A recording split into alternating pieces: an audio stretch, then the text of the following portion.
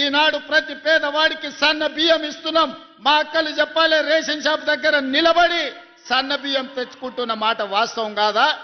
సంటి పిల్లలకు సన్న బియ్యం తినిపిస్తున్న మాట నిజం కాదా? ఇవాళ మన ప్రభుత్వంలో సన్న బియ్యం వండి పెడుతున్నాం. ఈ విధంగా ప్రతి పేదవాళ్ళని దృష్టిలో పెట్టుకొని సంక్షేమ పథకం పేదవాళ్లకు అందాలని, పేదల యొక్క యోగక్షేమాల కోసం ఈనాడు మనం ఆలోచన చేస్తున్నాం. మా మాధవరెడ్డి అని ఇప్పటి దగ్గర ఒకటే చెప్పిండు, మర్యాదగా చెప్పిండు, జర భయపెట్టినట్టు చెప్పిండు. ఏమడిగిండే? ఆయన కోసం ఏం కాంట్రాక్ట్ అడగలే, పేదోళ్ళ కోసం ఇందిరమ్మ ఇండ్లు అడిగిండు. ఆ ఇళ్ళ 2004 నుంచి 2014 వరకు 10 సంవత్సరాలల్లా తెలంగాణ రాష్ట్రంలో వైఎస్ రాజశేఖర రెడ్డి గారి నేతృత్వంలో 25 లక్షల ఇందిరమ్మ ఇండ్లు ప్రతి పేదవాడికి తండాలలో, గూడాలలో, మారుమూల పల్లెల్లో, అడవులో ఎక్కడో ఉన్న వాళ్ళని కూడా 25 లక్షల ఇందిరమ్మ ఇండ్లు ఆ 10 సంవత్సరాలలో కట్టించినాం. మరి ధనిక రాష్ట్రం 16,000 కోట్ల రూపాయల మిగులు బడ్జెట్తోని చంద్రశేఖరరావు గారికి అప్పచెప్పిన 2014లో కాంగ్రెస్ పార్టీ 10 ఏళ్ళు ముఖ్యమంత్రిగా ఉన్నాడు. నేను ఇక్కడ ఉన్నోళ్ళని అందరిని అడుగుతున్నా, డబుల్ బెడ్రూమ్ ఇల్లు ఇస్తా అన్నాడు కదా, మీకెవరికైనా డబుల్ బెడ్రూమ్ ఇల్లు వచ్చిందా? ఇక్కడ వేలాది మంది ఉన్నారు కదా. హనుమాన్లో గుడి లేని ఊరని ఉండొచ్చు, కానీ ఇందిరమ్మ ఇల్లు లేని ఊరు లేదు. ఏ ఊర్లైనా గుడైనా, బడైనా, తాగనిక నీళ్ళ ట్యాంక్ అయినా, ఇందిరమ్మ ఇల్లైనా మనమిచ్చిందే. ఇక్కడికి వచ్చిన వాళ్ళు గుండె మీద చేసుకొని ధైర్యంగా నిలబడి చెప్పొచ్చు. ఇవాళ వాళ్ళని అడుగుండ్రి, ఏ ఊర్లో డబుల్ బెడ్రూమ్ ఇల్లు ఇచ్చిండ్రో చూపియమనుండ్రి, ముఖ్యమంత్రిగా నేనే వస్తా. కొన్ని ఊర్లలో పోయి ఉన్నాయి కూలగొట్టిండు. వాళ్ళకి ఇక చెప్పిండయా ఊరిచ్చిండంటే వరంగల్లోనే మీ కాలనీ మొత్తం అసలు గుడిసెలు ఏముండవని మొత్తం కాలనీ ఊడగొట్టిండు.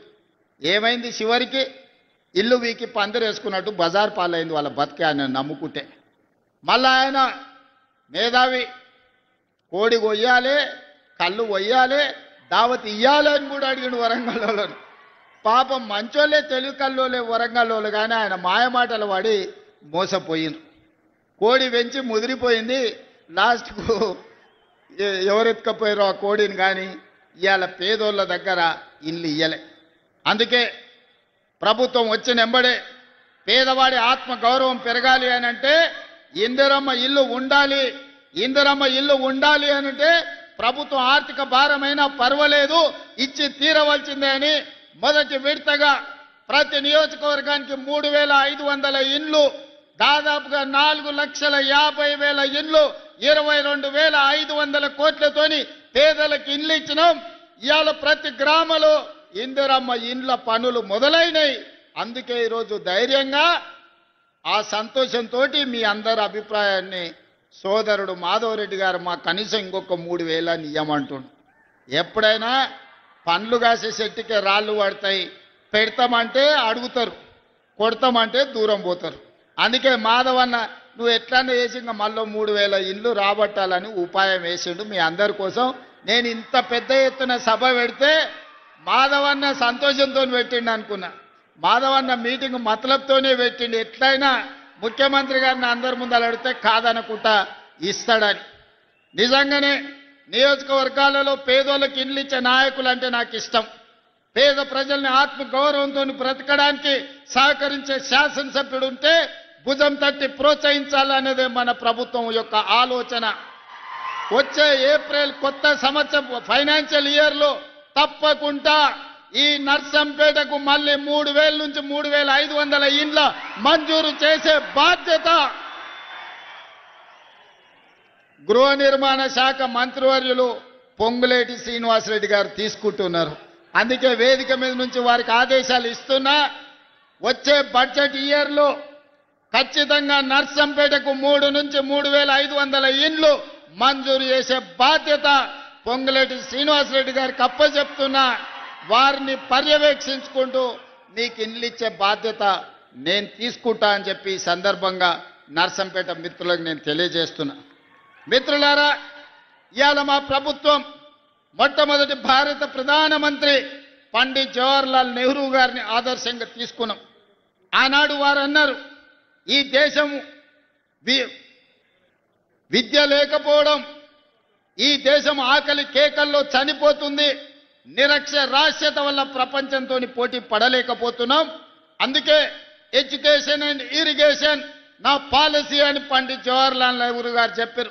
అందుకే ఈనాడు ఈ దేశంలో ఉన్న గొప్ప గొప్ప యూనివర్సిటీలన్నీ మొట్టమొదటి ప్రధానమంత్రి గారు మొదలుపెట్టినది కాంగ్రెస్ పార్టీ కట్టిన కాకతీయ యూనివర్సిటీ.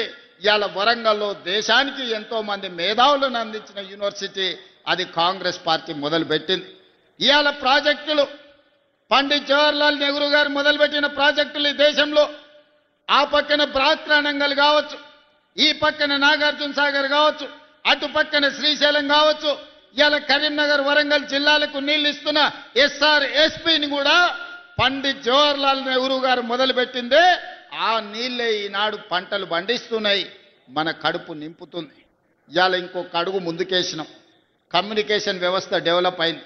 అందుకే education, irrigation and communication, communication in roads, communication in ports, communication in airports, communication in technology, వీటన్నిటిని కూడా తీసుకొని తెలంగాణ రైజింగ్ గ్లోబల్ సమ్మిట్ ని ఈ నెల 8, 9 తారీఖు నాడు ప్రపంచ స్థాయిలో ఈ రోజు కార్యక్రమాలను తీసుకున్నాం. దాంట్లో భాగంగానే మిత్రులారా ఇవాళ వరంగల్కి ఎయిర్పోర్ట్ తీసుకొస్తున్నాం. ఒక్క రోజైనా కేసీఆర్ ఆలోచన చేసిండా? ఆనాడు సోనియా గాంధీ గారు, రాహుల్ గాంధీ గారు, మన్మోహన్ సింగ్ గారు నిర్మించిన ఔటర్ రింగ్ రోడ్ అంతర్జాతీయ ఎయిర్పోర్ట్ తెలంగాణకు పెద్ద దిక్కు అయింది తప్ప తెలంగాణ రాష్ట్రంలో ఒక్క ఎయిర్పోర్ట్ లేదు. దా పక్కలో ఉన్న ఆంధ్రప్రదేశ్లో 6-7 ఎయిర్పోర్ట్లు ఉన్నాయి, మహారాష్ట్రలో 10-12 ఉన్నాయి, కర్ణాటకలో 7-8 ఉన్నాయి. కానీ తెలంగాణ రాష్ట్రంలో 10 ఏళ్ళకు మరి ఎందుకు దేవుడు బుద్ధి కలిగించలేదో, జ్ఞానోదయం ఇవ్వలేదో, విదేశాలలో చదువుకున్నాం, సాంకేతిక నిపుణులం అని పెద్ద పెద్ద పొడుగు ఉపన్యాసాలు ఇస్తారు. కనీసం తెలంగాణకు 2వ ఎయిర్పోర్టు తేవాలని ఆలోచన అయినా చేసిండ్రా? తెలంగాణకు లేని పోర్టుకు కనీసం రోడ్డు అయినా వేద్దామని ఆలోచన చేసిండ్రా? అందుకే ఈనాడు మన ప్రభుత్వం వచ్చినెంబడే సురేఖమ్మతో, సీతక్కతో, రాజేందర్తో మాట్లాడి ఖచ్చితంగా హైదరాబాద్ నగరంలో ఏమేమి ఉన్నాయో, హైదరాబాద్ నగరానికి ఔటర్ రింగ్ రోడ్ ఉంటే వరంగల్కి ఔటర్ రింగ్ రోడ్డు నిర్మించాలి అని నిర్ణయం తీసుకున్నాం. హైదరాబాద్లో అండర్ గ్రౌండ్ డ్రైనేజ్ ఉంటే వరంగల్ పట్టణానికి అండర్ గ్రౌండ్ డ్రైనేజ్ తీసుకురావాలని నిర్ణయం తీసుకున్నాం. హైదరాబాద్లో ఎయిర్పోర్ట్ ఉంటే వరంగల్లో ఎయిర్పోర్ట్ ఉండాలి అని రైతులను ఒప్పించి మెప్పించి భూసేకరణ చేసి డిసెంబర్ ఆఖరి వరకు భూసేకరణ పూర్తి చేసి మార్చి 31 తారీఖు లోపల వరంగల్లో ఎయిర్పోర్ట్ పనులను ప్రారంభించుకుంటాం, అండర్ గ్రౌండ్ డ్రైనేజ్ పనులను ప్రారంభించుకుంటాం, వరంగల్కు ఔటర్ రింగ్ రోడ్డు నిర్మాణ పనులను చేపడతామని నేను వేదిక మీద నుంచి చెప్తున్నా. హైదరాబాదు నగరంలో ఏమేమి అభివృద్ధి ఉందో వరంగల్ పట్టణానికి కూడా ఇవాళ అభివృద్ధి కార్యక్రమాలన్నిటిని కూడా మన ప్రభుత్వం తీసుకుంటుంది. ఇవన్నీ ఈనాడు మా అక్కలు ఇందిరమ్మ ఇల్లు అక్కలకే ఇచ్చినాం. 27,000 కోట్ల రూపాయల వడ్డీ రుణమా వడ్డీ 0 వడ్డీ మా అక్కల చేతికే ఇచ్చినాం. ఆర్టీసీ బస్సులో ఉచిత ప్రయాణమే కాదు, ఆర్టీసీ బస్సులకు మా అక్కల్ని యజమానులను చేసినాం.